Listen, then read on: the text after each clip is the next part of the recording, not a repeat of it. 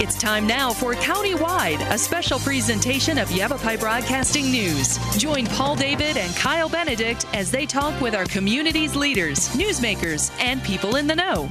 You'll hear about the hot topics that affect all our lives in Yavapai County. And now here's today's Countywide.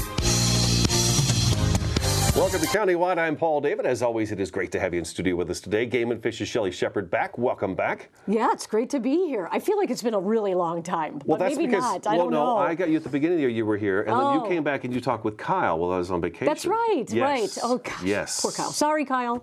Yeah. I do remember now. That's all right. So I'm back. Kyle's used to it, though. He's used to being forgotten. Shelley's here to talk about all kinds of different things, game and fish-wise. First, though, since we have her in studio, yes, we had to put down, unfortunately, a very large 250-pound black male bear last week. Yes. And you guys, according to the press release, you guys have been looking at this guy for a couple of months and kind of keeping track of him. Yeah. So why don't you tell us a little story about this big black bear? Yeah, you know, and this was a big adult male bear. I had a chance to see it after everything was said and done. But like you said, we started to get calls in about June. And this is northwest of Flagstaff. And if people know the 180 highway, there's a road, Forest Service Road 151, Camp Colton, the Nature Conservancy property, and there's a lot of residents kind of throughout that area. But this started out with just bear trying to get in a dumpster at Camp Colton. We went out, we checked things out. There was some work that had to be done to secure the dumpster. And once that was done, and we set a trap at the same time, but once the dumpster was secured, that bear disappeared. Okay. They didn't have any more sightings. Then a little bit of time went by, and we suspect that maybe that bear had just been sort of staying in that area, potentially could have been getting into trash cans, bird feeders, hummingbird feeders, all of those are attractants for wildlife, including bears. And then we started to get calls last week from some of the residences. And we had one resident in particular that they had their shed, and we had some photos of that as well. And this bear tore apart that shed. And, you know, the question is, why was he trying to get in there? Well, they stored their trash there. So, again, trying to get into the garbage. And then we had some other reports from residences in that area. But they had the trash locked up in a shed. They tried, and that's the one thing that I really want to emphasize and really kind of give, you know, a thumbs up to the residents in that area. A lot of the folks were trying to bear-proof and make sure that they were not attracting wildlife to their homes. Okay. This bear just figured out places where he could find stuff. That's what I was wondering when I saw the story, if people were actually feeding the bear and drawing it in, or if it was just this bear was managing, you know, they're powerful. Yes. And getting into stuff. And they can get into stuff. Right. And, you know, most of the time when I do talk to you, it's always we have an issue of maybe a potential feeding, or we know of feeding. Right. In this case, we really don't have much evidence to indicate that people were intentionally putting out food for the bear. He was just determined. He was determined, figured out how to find things. And the other thing about that particular area outside of Flagstaff is we have a lot of part-time residents. And so folks that have second homes, they come up on the weekends, whatever. And so there's a chance that some things may have been left behind. Could be a bowl of dog food, or their bird feeders, or their hummingbird feeders. So we talked and, you know, worked with the residents. Well, then Wednesday evening, about 10 o'clock at night, there were people at the TNC property, and they actually kind of ran into the bear. They were walking from one cabin to another, and there was the bear. So, of course, then the phone calls were made. Sure. We responded out there. The bear ran off and came back to the cabin several times. And at about 3:30 in the morning, our officer had been there since about 10:30 or so. And about 3:30 in the morning, the bear came back again, and the cabin that our officer was in, that bear tried to get into that window and started to pull the screen down, and that's when he was shot by our officer. So, well, too bad. Yeah, that's and it, you know, and it is unfortunate, and we have to talk a lot about this, as a lot of people don't like to hear that kind of result. But it's interesting, just that area alone, and the people that we spoke with, kind of sad that the bear had to be killed, but they understood, and they really didn't feel very safe in that area, knowing that that big bear was in the area. Sure. And the other thing too is that a lethal decision like that is the last step in our decision-making process. We have to go through policy and procedure on how are we going to handle this particular animal. And this bear, the other thing too is that when we get a nuisance wildlife call, it's categorized. It could be anything from a Category 1 to a Category 4. Category 4 is pretty harmless. It may just be a sighting. This bear really did kind of move up that what do you want to call it, the process. And that bear was maybe a Category 3 bear. And of course we monitor, and anytime it's a bear or a mountain lion, we're going to monitor and see what's going on. We set the traps, talk to the homeowners, you know, all sorts of things. And this bear getting into those occupied structures where people were, very scary and very unsafe. And that's where a lot of that decision making comes into play. Is this an unsafe situation? And certainly a bear getting used to people, being around where people are living, occupying, recreating, whatever it may be, that's dangerous, and we just can't take that chance. You did a necropsy, is that right? A necropsy? We on did, it? Okay. yes. The next morning, once the bear was brought back to our office, we really wanted to know what that bear had been eating, and that's another factor, is there was no wild food source in this bear's stomach at all. Did he habituate himself? We think so, yeah. Pretty he just much. kind of got used to finding stuff, trash cans. Probably some of that stomach contents was what he ate that night that he stole from the one cabin that he broke into, tortilla chips, Mexican food. He had pieces of black plastic garbage bag in his stomach as well. And the shocker is there was no evidence of wild food. I mean, hair maybe from a small animal that he ate, or berries, acorns, whatever it may be. No natural food. And again, you know, this was a case, you asked me, you know, did we have people feeding? And I think, like you just said, I think he just got habituated in that area, found the sources, liked it, and was going to keep seeking those out. And a bear getting into the cabins multiple times, getting in once and attempting again. Right. That's an unsafe situation. Had he been red tagged at all in a year? No, we Like a didn't first have anything. warning? Okay, yeah. so- Yeah, and that's a good question, and that is something that we do wonder. And usually when we're dealing with that situation, we will probably see that tag. And yeah, if we've already tagged a bear and it's in another place, that bear's going to be put down. Yeah, 2 strikes are out in this case, huh? Yeah, All and right, well, that's too bad. we don't want people to get hurt. Now let me ask you this though: have we had a lot of these types of incidents this year with wildlife, human versus wildlife, or vice versa? You know, we haven't had a lot. Okay. I mean, I can generally say that in the summertime we get bear calls. Our region here are out of Flagstaff and then our Pine Top office, but it hasn't been really bad. And I think this ties into several topics we may talk about today, but just conditions have been really healthy for wildlife. The habitat is really healthy. We've got a lot of food and water sources out there. That's the other interesting thing about this bear. Big, fat, healthy bear, had a great layer of fat on it. And of course you would ask them, why in the world was it after human food? Because it can find plenty of food out in the wild, and it's just, you know, that nose, that smell. He just got used to eating human food and was looking for it, and he shouldn't have, because he was a darn healthy bear. Sometimes when we see unhealthy animals or we're in those drought conditions, that's where we see wildlife interacting more. Far with more, people. yeah. They're always coming down looking for water and food, and we were seeing that last year. Yes, and this year not so much. Right. And this was just this was a very interesting case, and it was.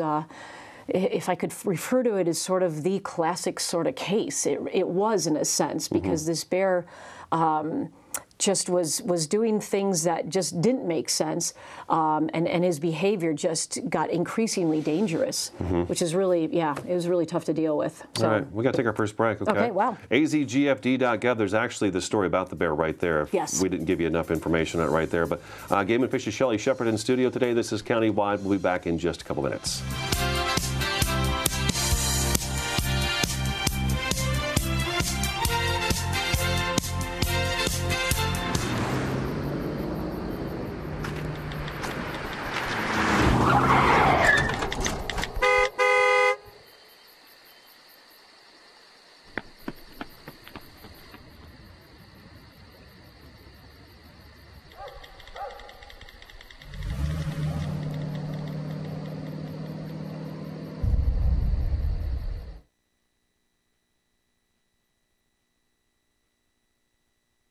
Orkin has pest control down to a science. When your business chooses Orkin's Precision Protection Program, you get a tailored pest control program for your specific industry and environment. Your business can benefit from over a century of experience, training, and scientific knowledge that define the Orkin man. Maximum protection, minimum exposure, backed by one of the industry's most comprehensive guarantees. Choose your locally owned and operated Northern Arizona Orkin and get more than an exterminator. Get an expert. We taught him how to hit a baseball, how to hit a receiver, the strike zone, the net. You taught him how to hit the upper corner. You even taught him how to hit the open man. But how much time have you spent teaching him what not to hit?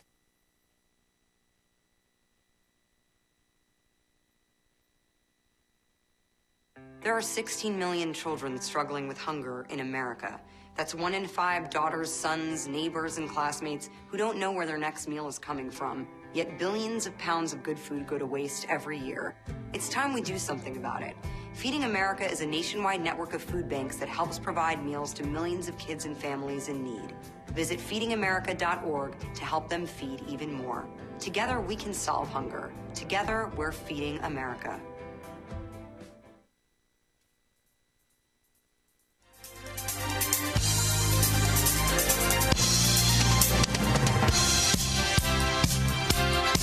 Welcome back to Countywide. Game and Fish's Shelley Shepard in studio today. azgfd.gov is the website. Okay, so we talked about the bear. Yep. Hunting seasons are kicking off. We've got several. Yes. So we want to talk a little bit of hunting etiquette. Yes. Give me some of the seasons that are coming up right now.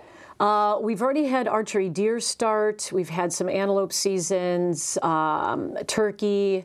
Archery squirrel kicked off about a week ago. Archery squirrel. Archery squirrel, I know. Yeah, wow, yeah. That's a challenge. Skills on that one. You've got to have right? some skills. Yeah, I'm not sure. I wish I knew how many people really did that. But right. Yeah.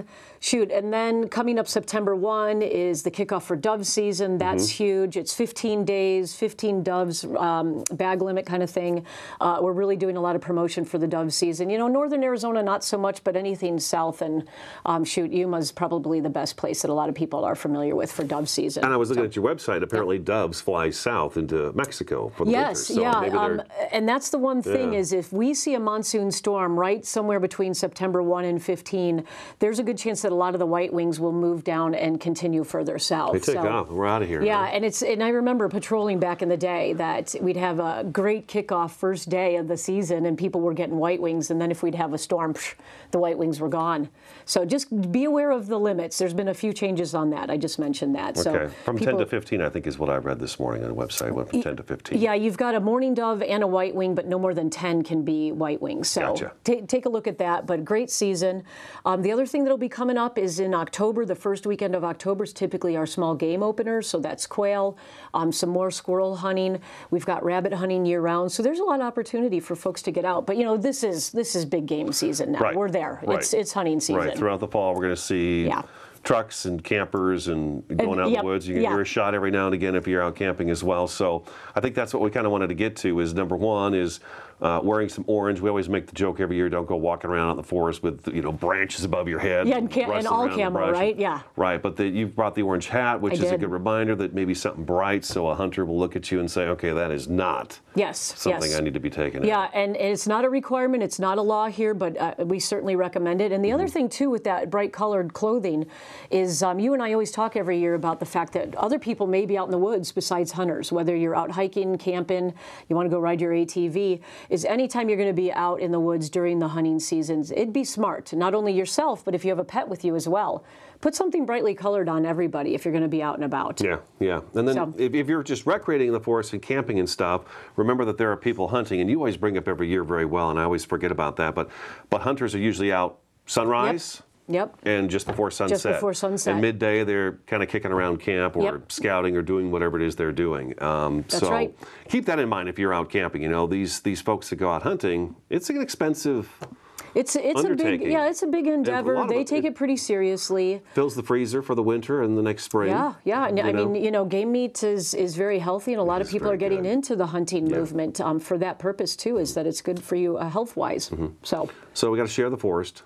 Yes, and that's the thing too, is if folks want to go out, look at fall colors, or they just want to go out camping, we've got our regulation booklets. You can see all the season dates in there. So if you know you're going to go to a specific area, double check in the booklet and see if there's some kind of hunt going on. At least you'll know. And a lot of folks don't think about that before they head out. So everybody can utilize the woods, and everybody can be out and doing some kind of outdoor recreation and be safe about it. Yeah, you mentioned that you know, you've got that marked. And there's certain parts of the state that are more popular than others in terms of hunting seasons go, but they're going to be all over the place. And the other thing, too, is a lot of hunters do not go to designated campgrounds.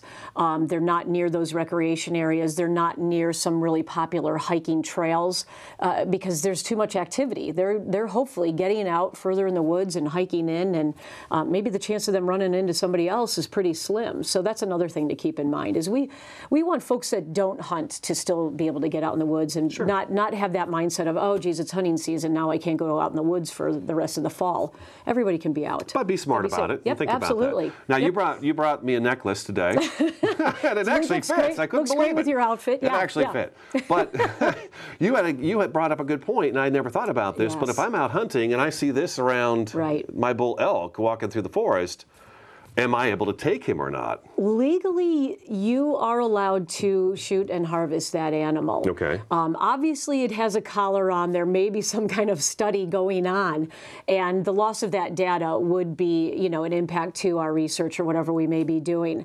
But as far as legalities, you can shoot that animal. Yeah. What we ask is if you do end up shooting that animal and harvesting that animal is, of course, bring us the collar, drop it off at one of our game and fish offices. So at least we can still get the data off of that collar if it's not a satellite collar that we're downloading anyway. But there may be data on there we need. Okay. But we get asked that a lot during the year. So elk, antelope. We may have bears with collars. You have trout with collars, or at least with tags. We have telemetry equipment on a lot of things. Right, yeah. So be ready, yeah. We used to put them all over little the place. backpacks on bald eagles, so it was Game kind of and cool. fish, a bunch of animal stalkers, I tell you. Okay. We want to follow animals. We got a couple minutes for the next break. How about we talk access event real quick? Yeah, you bet. Okay. We are going to partner up with Tread Lightly, and this has been sort of an ongoing thing for a year or so now.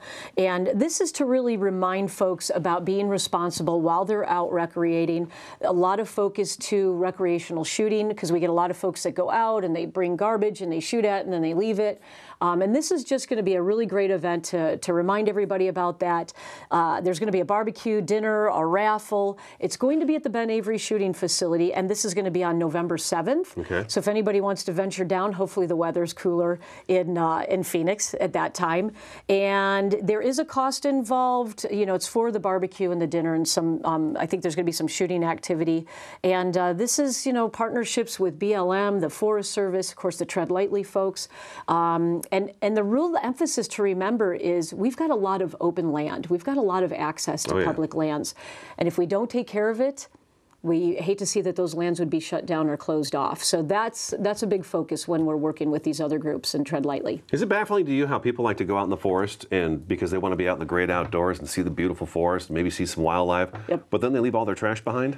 It boggles my mind very much. It's frustrating. Yeah, it's very frustrating, and I don't know if there's sort of an assumption that somebody's going to come around after the weekend's over and pick up trash. That could be your job, Shelley. There we go. Yeah, there's a retirement plan for me right there. Great. Yeah. But yeah, and I have to be honest, is when we're out doing our patrol efforts and the Forest Service as well, there are cases made against people for littering, and we've got littering while hunting, but there's also cases that the Forest Service may be able to look at and charge people with, and you may get in trouble leaving all that garbage behind. We dig through it, look for a receipt, maybe a piece of mail, something that can tie us back to the people that left it all behind, and I don't get it. It's frustrating. It's sad. It's really sad. Very weird. So remember, be responsible. Yeah. Game and Fish, Shelley Shepard in the studio today. We've got to take our next break. azgfd.gov. I'm Paul David. This is Countywide. Back in just a couple minutes.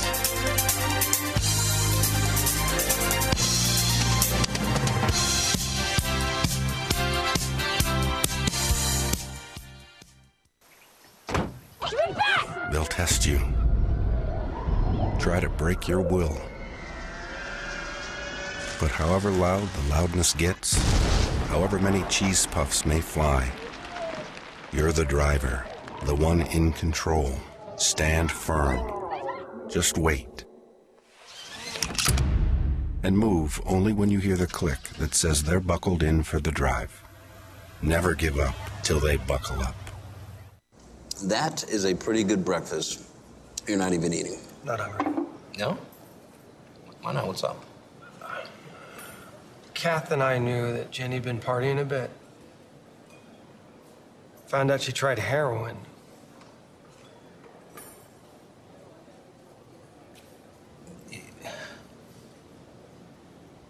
Most people don't know what to say about drugs, but we do.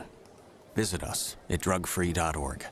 Hey, it's Ava, and this is Tess from Do Your Selfie, where we recreate the hottest looks from today's biggest music videos. After cleaning out our closet, we have a lot of clothes we don't wear anymore. Like this old pile of t-shirts. It's not garbage, it's actually a new rug. And to make it, all you need to do is cut, tie, and glue. Cut the t-shirt into strips. Tie the strips into knots. And glue the knots to the bath mat. I love it. Give your garbage another life. And recycle. Orkin has pest control down to a science. When your business chooses Orkin's Precision Protection Program, you get a tailored pest control program for your specific industry and environment. Your business can benefit from over a century of experience, training, and scientific knowledge that define the Orkin man. Maximum protection, minimum exposure, backed by one of the industry's most comprehensive guarantees. Choose your locally owned and operated Northern Arizona Orkin and get more than an exterminator. Get an expert.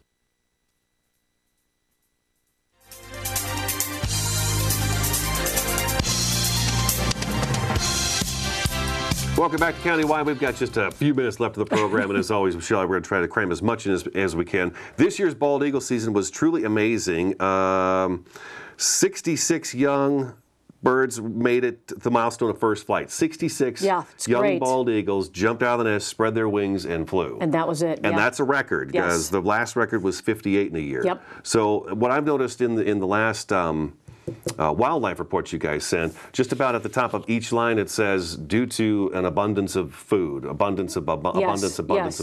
This year was a great year for the wildlife. They really had a good time, and bumper crop of everything, really. Really, yeah. Conditions have been great for wildlife. So there we go. We have 66 brand new bald eagles from just Arizona alone that took off and flew. That's Which is great. I mean, that just shows the programs are in the management with all the other partners. It's going well. It's working. Now, you just had an elk viewing workshop at Mormon Lake. By the way, anybody can go out to Mormon Lake outside Flagstaff, and there's elk everywhere. Hundreds of elk. Hundreds upon hundreds, getting ready for the big rut and the push. Yeah, breeding season is right around the corner, and lots of elk. The bulls are starting to make some noise, and the bugling will begin. Yeah, and it will be really, really neat. And yeah, folks are looking for a place to go. Mormon Lake's the spot. So watchable wildlife. You've got some other watchable. I was going to say there's one more spot to go. Right. Oh, is there? There is an elk viewing workshop out of our Sipe Wildlife Area, which is out of our Pine Top region. Okay.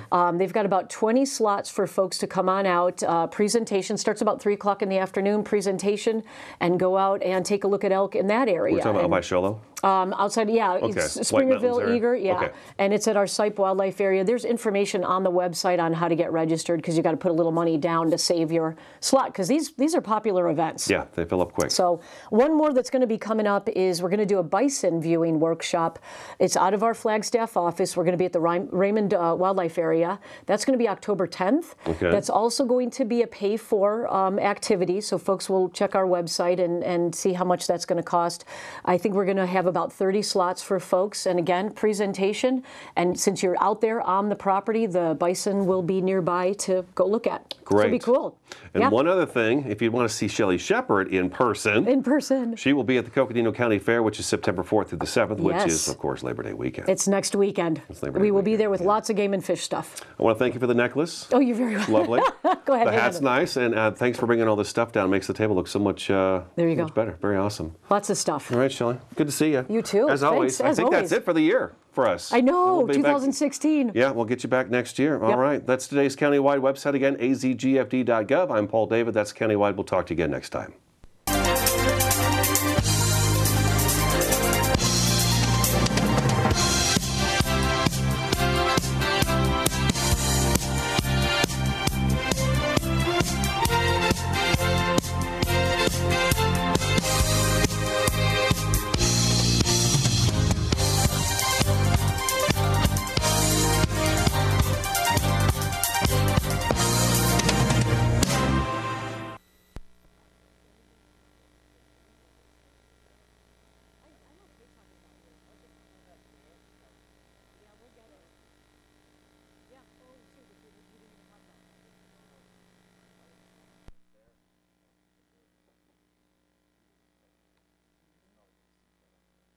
It's a dangerous bear no matter what. That's why. Yep. absolutely. They have a big territory. They don't overlap well at all. And a male bear, if it has established a territory or we dump it, it will potentially kill all of the juvenile male bears in the area. Yeah. And we don't have places to dump bears anymore. Yeah, it's a good question. That's my question. How come they can have 40 black bears in that one, yeah. And one big fitted area? I would say my best educated guess is just because those bears have been in captivity, they're kind of used to it. Especially the younger bears that are maybe born out there, they pick them up young, they get kind of used to it. And if you notice, their bears are like they're on drugs. And I don't know if it's something in their food. Yeah, they seem almost